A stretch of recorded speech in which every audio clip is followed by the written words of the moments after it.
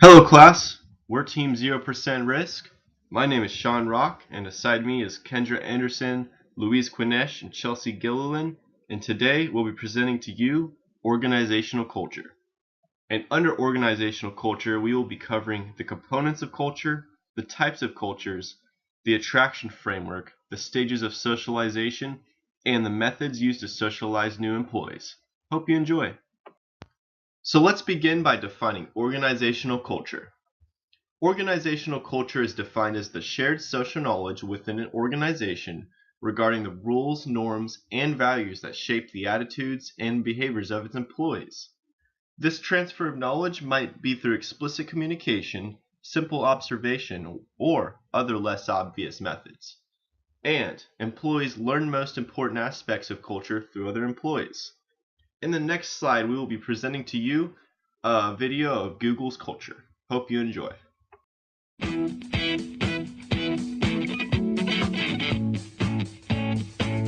Google is kind of a unique company for me and I think for a lot of people that work there. What Google does is it allows you a fantastic environment to be innovative and to get your product developed really quickly. It is a very different structure than the rest of the engineering community. We always really try to avoid bureaucracy so that people can really do what makes sense in their project. One thing that's great about Google is that you have a lot of autonomy over your product and its directions. We're encouraged to work on whatever we think is important. Often the best ideas come from employees. At Google, if you come in your first week and you have a good idea on how things should be done, and people agree with you, in that first week you can start making those changes. The biggest resource is definitely the people. It's very young and very vibrant. This amazing combination of a corporate campus and a university playground. There's a lap pool, there are pool tables, there are mini kitchens throughout the campus so that you can get a bite to eat whenever you want to. There's a dry cleaning facility, there's a laundry facility. You can bring your dogs to work. We have yoga, we have Pilates. I love massages, I'm a spa queen. Let me mention the food. The food here, by the way, is great. I like to sleep in, and so I'll come in around 11 or so, and that's just fine. I get my work done, and everyone's very cool with that. Slice Cafe. Slice I like a lot because they do like organic foods and it's a nice place to hang out. I'm actually meeting with my designer here today and we're talking over some of the designs that we're working on, and we like this place because it's very casual and it's sort of a laid back atmosphere for us. It's really a great place to work.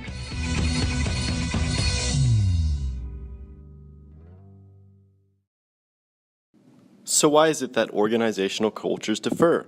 Well, there are three components: observable artifacts, basic underlying assumptions, and espoused values. Observable artifacts are manifestations of an organization's culture that employees can easily see or talk about. There are 6 major types of artifacts: symbols, physical structures, language, stories, rituals, and ceremonies. Symbols are images used to convey a message, such as a corporate logo or employee uniforms.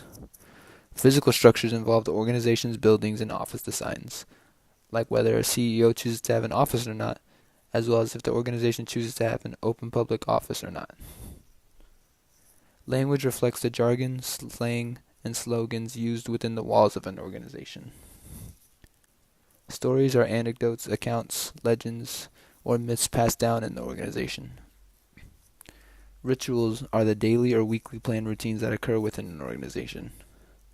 And lastly, ceremonies are formal events, which are generally performed in front of an audience of members in the organization.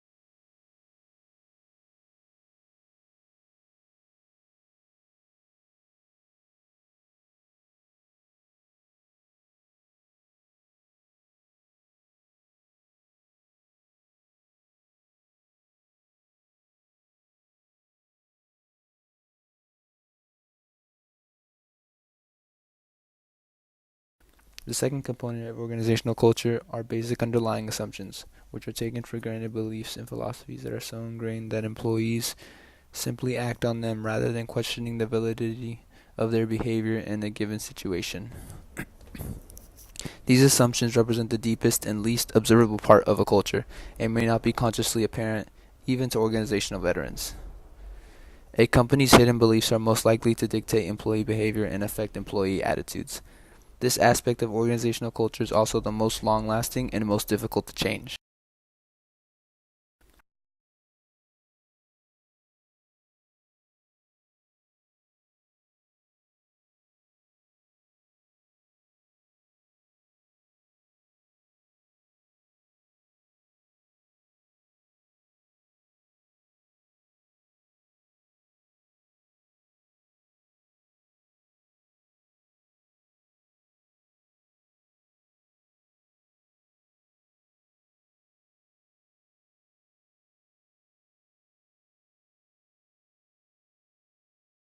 The third component of organizational culture are espoused values, the beliefs, philosophies, and norms that a company explicitly states. This can range from a company's vision or mission statement all the way to verbal statements made to employees by executives and managers.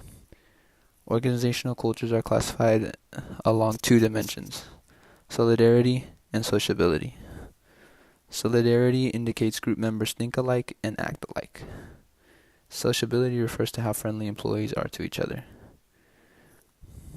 These dimensions can both be either high or low, depending on the different culture types. Third,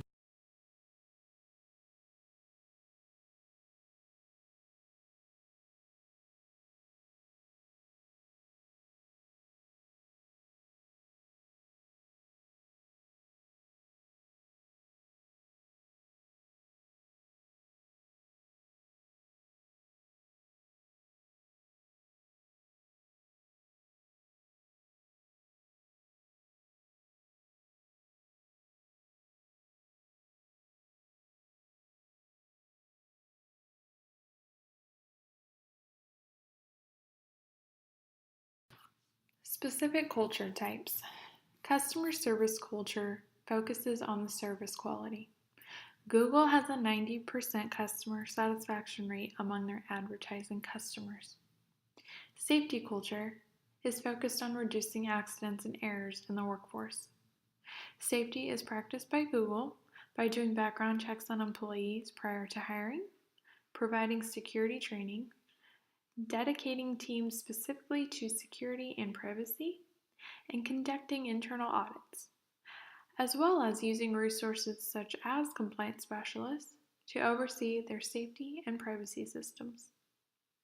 Diversity culture focuses on having a diverse workforce in a company. Diversity is key to Google's success because building products that work for everyone need to include perspectives from various backgrounds. Creativity culture is focused on the quantity and the quality of creative ideas in an organization. Google is the epitome of a creativity culture. They promote a stress-free work environment for their employees. They empower them to think outside of the box, and they bring in smart, outspoken people. Google has set the standards for creativity culture in the workforce. ASA Framework. ASA Framework states that employees will be attracted to organizations whose culture matches their personalities. Organizations select these employees if their personalities fit the culture. There are sometimes candidates who are not selected due to their lack of fit with the company and may lead to attrition. While most employees find Google to be a desirable place to work due to benefits and creativity freedom, Google looks for a certain Googliness in their employees. Lazo's box states that they look for attributions like having fun, a certain dose of intellectual humility, a strong measure of consciousness, comfort with ambiguity, and evidence that you've taken some courageous or interesting path in your life. When you add these all up, you've got a certain Googliness. If you do not pass their Googliness test, you may not be a good fit for Google. Socialization, a process in which employees learn the social knowledge that enables them to understand and adapt to the organization's culture. Some of the organizational socialization include goals and values, performance proficiency, language, history, politics, and people. For Google, they value their people. Their employees are treated to free gourmet food options, including sushi bars and espresso stations. Employees also have access to gyms, shower facilities, video games, on-site childcare, and doctors.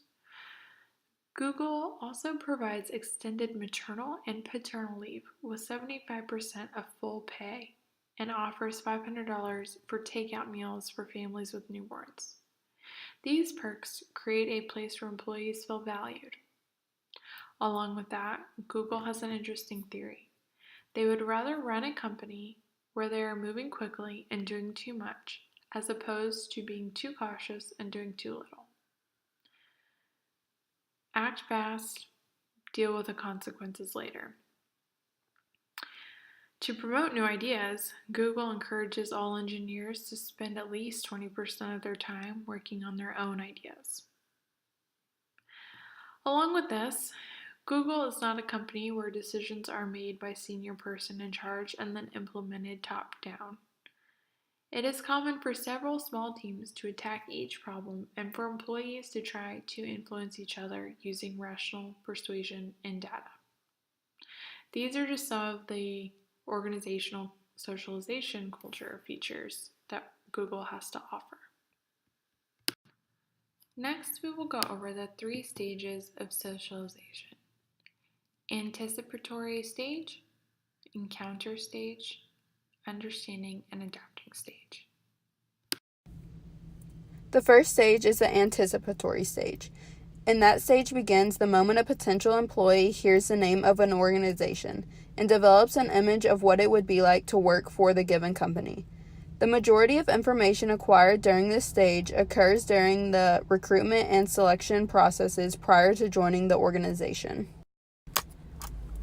The second stage is the encounter stage, which begins the day an employee starts work.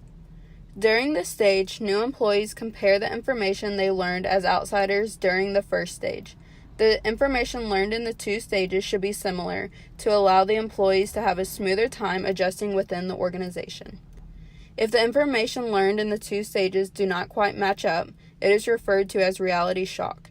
An example of reality shock is when an employee says, "Working at this company is not nearly what I expected it to be." Research shows that as many as 1/3 of new employees leave a company within the first 90 days because of unmet expectations.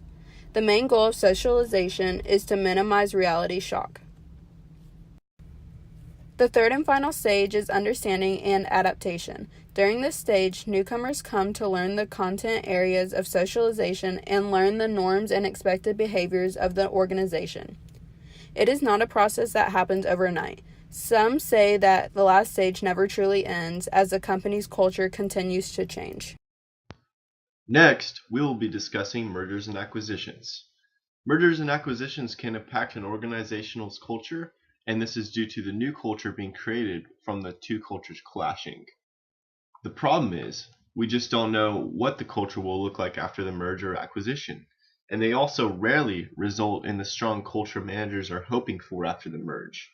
What the new culture will resemble is a function of both the strength of the 2 cultures involved in the merger and how similar they are to each other.